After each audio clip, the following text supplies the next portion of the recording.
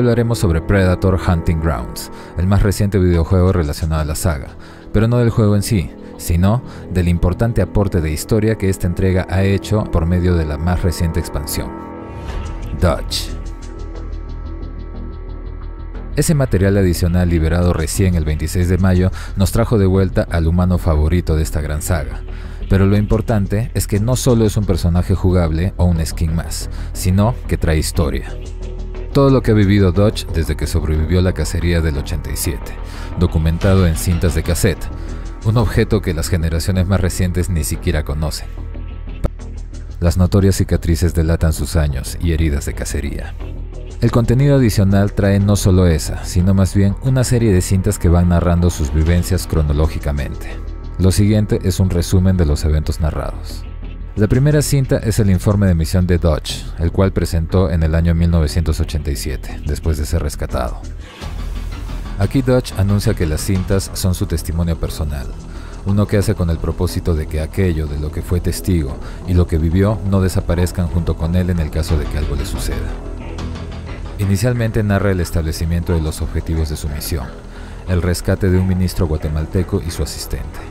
Después, ya en la selva, narra el descubrimiento de los cadáveres desollados de efectivos militares estadounidenses, aparentemente muertos a manos de los guerrilleros. Después del asalto quedó claro que la misión de rescate diplomático en realidad enmascaraba el rescate de efectivos de inteligencia que fueron capturados mientras hacían reconocimiento para futuras operaciones en el área. Sin embargo, todo eso fue irrelevante con lo que sucedió después. Aún mientras se ocupaban de la guerrilla, algo los acechaba. El asesino invisible rastreó y siguió a todo su equipo todo el camino hasta el punto de extracción, asesinándolos a todos en menos de 24 horas. El asesino tenía un medio de camuflaje perfecto, armas muy avanzadas y podía detectarlos mediante sus rastros de calor. Era fuerte y muy inteligente, un cazador sin igual. Él observó y estudió al asesino, y finalmente logró vencerlo. Pero este, antes de morir, activó un dispositivo de autodestrucción de cuya explosión apenas salió vivo. Su actual enfermedad por radiación y el enorme cráter que dejó fueron la única evidencia de lo que había sucedido ahí.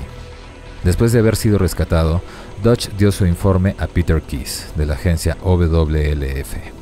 La primera prueba de vida extraterrestre conllevaba ver a la humanidad como presas en un sanguinario juego de cacería. El agente era exhaustivo, pero solo se interesaba en su tecnología y la oportunidad que representaba. Dutch se enfocaba en su comportamiento y la amenaza. No confiaba en los actos del gobierno, que irían sacrificando hombres con el objetivo de capturar a algún alienígena. Así que decidió abandonar su tratamiento, desaparecer de los radares y regresar a Valverde. Escuchó que habían historias sobre demonios que hacían trofeos de los hombres, y él quería conocer dichas historias. La segunda cinta es del año 1991, denominada Folklore. Por medio de muchos favores, Dutch logró volver hasta Valverde, pero la zona había sido aislada por militares estadounidenses para estudio. Obtuvo cierta información de un científico envuelto en la operación, pero más allá de decirle que la radiación del lugar era algo nunca visto antes, no tuvo nada nuevo que decirle. Entonces empezó a visitar aldeas haciéndose pasar por un historiador de folclore y recogiendo las historias que hablaban sobre demonios en los árboles. Todas ellas de los años con los veranos más calurosos, en los que encontraban guerreros desollados o mutilados, sin cráneo ni columna vertebral, trofeos. Y todo lo que aprendió le dejó entrever que esto había sucedido por décadas, o quizás siglos. Sabía que regresarían, y él estaría ahí cuando suceda. La tercera cinta es de 1992, denominada Paciencia. Dutch estuvo cerca de la frontera de Valverde, ya a punto de abandonar el lugar por falta de nuevas pistas, incluso años después de que la organización OWLF ya hubiera dejado el lugar. Al menos eso es lo que él creyó. Pero fue ahí cuando vio de nuevo a Peter Keyes, junto a otros agentes. El hombre se acercó a Dutch, comenzaron a conversar y terminaron en un bar intercambiando información sobre el alienígena cazador, aunque el agente lo enmascaraba como un asesino en serie. Sin embargo, sí le confirmó el modo de elección de las víctimas, siempre hombres armados, alguien que le demande desafío. Antes de despedirse de Keyes, este le guiñó el ojo y le dijo: «Quédate fuera de la jungla, ahí es donde te atrapa». Dutch siguió los movimientos de Keyes por un tiempo, pero no hubo mayores descubrimientos, por lo cual decidió desaparecer, esperar y ser paciente. La cuarta cinta... No, espera. Si te gustó lo que viste hasta ahora, suscríbete, porque estoy seguro de que lo que venga más adelante también te va a gustar. Suscríbete. Regresamos. La cuarta cinta, denominada Hades, narra eventos del año 1996, pero curiosamente está etiquetado como del año 2008. Dutch se unió a todo grupo militar cuya misión los dirigiera a zonas calientes como las de las historias. Tenía que encontrar a uno, cazarlo. Y así terminó armando él mismo su propio equipo, un grupo de hombres dispuestos a llegar a la muerte por él. Hicieron muchas misiones, cada una esperando encontrar al cazador. Su última misión fue en el Congo, una base privada que había quedado incomunicada. Al llegar, encontró que todos estaban muertos, desollados y colgados, algunos sin cráneo ni columna. Cercaron el perímetro y mientras esperaban la llegada del apoyo, Dutch observaba las ondas de calor provenientes del cemento, esperando que se deformen en el asesino que buscaba. Y así fue. Descargó toda su munición y sus hombres, confiando en él, hicieron lo mismo, pero fue tan rápido que no lo alcanzaron. Sus disparos provocaron explosiones en la munición almacenada en la base. Cuando se disipó el humo, encontró el cadáver del asesino invisible, pero también los de todos sus hombres. Tomó muestras de sangre del alienígena, partes de su cuerpo y sus armas, y quemó todo el resto. Luego se dio por muerto y volvió a desaparecer. La quinta cinta se denomina Strange Bedfellows, o sea, extraños compañeros de cama, y corresponde al año 1997. Con las pruebas de la existencia de extraterrestres, Dutch regresó a Estados Unidos y se ocultó en Tijuana mientras pensaba qué hacer con dichas pruebas. Y en medio de eso fue que vio la crisis de Los Ángeles, con la ola de calor sin precedentes y la guerra de bandas que tenía sumida a la ciudad en incertidumbre, y supo que era el lugar perfecto para encontrar a otro de ellos. Para cuando llegó, todo había terminado. Se infiltró en la zona donde antes estuvo la nave y fue capturado por agentes de la agencia OWLF. Se sorprendió de no ver al agente Peter Keys hasta que supo que estaba muerto. La organización estaba perdida y sin un líder. Dutch negoció su libertad a cambio de los restos del alienígena que mató en el Congo, pero al ver la falta de conocimiento de la agencia sobre la amenaza que estos seres representaban, se ofreció a trabajar con ellos como asesor y consejero, beneficiándose al mismo tiempo de sus recursos y tecnología. Los usaría como arma para cazar a los depredadores. Pronto se percatarían del riesgo que la nueva agencia sería para ellos, y que en esas condiciones ya no sería una cacería, sino una guerra. La sexta cinta, denominada Napoleón, nos transporta hasta el año 2008. Dutch y la organización se volvieron buenos matando depredadores, cada vez más tecnología recuperada y más inversión en OWLF. Los alienígenas no estaban preparados para una fuerza que ya los hubiera estudiado y enfrentado, pero eso cambió con el tiempo. Ya sea porque se volvieron una amenaza o porque eran mejores presas, comenzaron a llegar cada vez mejores cazadores. Fue así que confirmaron la sexualidad de los alienígenas, cuando entraron en contacto por primera vez con una hembra, más lista, letal y despiadada.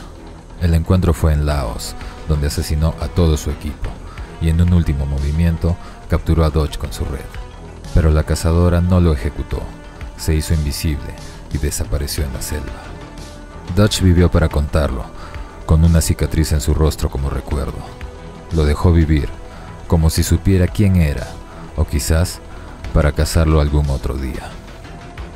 La derrota lo hizo replantearse sus estrategias, y fue así que recordó una frase de Napoleón Bonaparte: no luches contra un enemigo tan a menudo, o le enseñarás todo tu arte de guerra. La séptima está etiquetada como Stargazer y corresponde al año 2018. La llegada constante de los depredadores a la Tierra eventualmente haría imposible mantener todo en secreto, y fue así como un nuevo jugador entró al tablero, el proyecto Stargazer.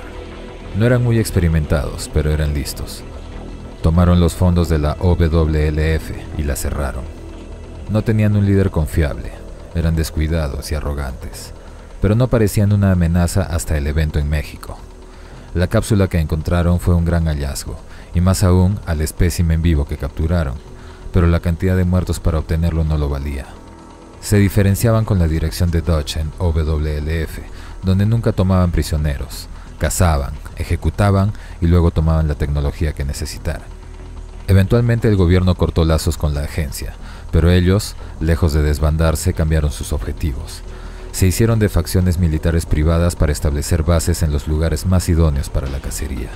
Y su objetivo finalmente sería el tráfico de armas de alta tecnología, el peor escenario posible, dando armas de mayor destrucción para que los humanos se maten entre ellos, mientras el verdadero enemigo observa y espera. Así, Dutch decide que Stargazer debe caer. La última cinta nos transporta al futuro, año 2025, titulada Still Hunting, es decir, aún cazando. Dutch narra esta última cinta anunciando su cumpleaños, 78 años, y aún de cacería, cazar y ser cazado, lo único que lo mantiene vivo. Conforme recuperan más y más tecnología alienígena, su estudio les permitió lograr grandes proezas. Así, Dutch, ya casi al final de sus días, aceptó la experimentación. Los nuevos conocimientos tecnológicos hicieron que sus células dejen de envejecer, que casi teniendo 80 años, tenga el físico y resistencia de un hombre de 40, y más aún, ahora es más capaz y más letal que cuando enfrentó al primer depredador en 1987. La OWLF fue restituida, más grande y con más recursos que antes. Uno de ellos, Sean Keyes, rescatado de la desaparecida Stargazer, el hijo, también científico, de Peter Keyes. Pero no todo es bueno. La Tierra pasa por un periodo de calor sin precedentes. Hay conflictos y guerra por todas partes. Más y más territorios se hacen idóneos para atraer cazadores del espacio. Los ubican y los matan, pero siguen llegando más y más. El número ha aumentado hasta el triple en los últimos 10 años. Con toda su campaña, el mensaje que Dutch quería enviar era una amenaza. Que vieran que los humanos no son presas, sino guerreros. Pero dados los últimos eventos, el mensaje no tuvo el efecto esperado. Más y más son atraídos porque ahora el hombre es un reto. Él envió una advertencia, pero ellos lo tomaron como un desafío. Quizás lo empeoró todo, pues es seguro que si ellos lo quisieran, podrían quemar por completo la Tierra y a toda la humanidad con ella. Su esperanza descansa en que continúen perdiendo el tiempo con juegos de cacería, y que eso le dé tiempo a la humanidad para unirse y poderles hacer frente. Hasta entonces, seguirá moviéndose, seguirá cazando y con los ojos abiertos. Esta es la historia actual del Grand Dutch.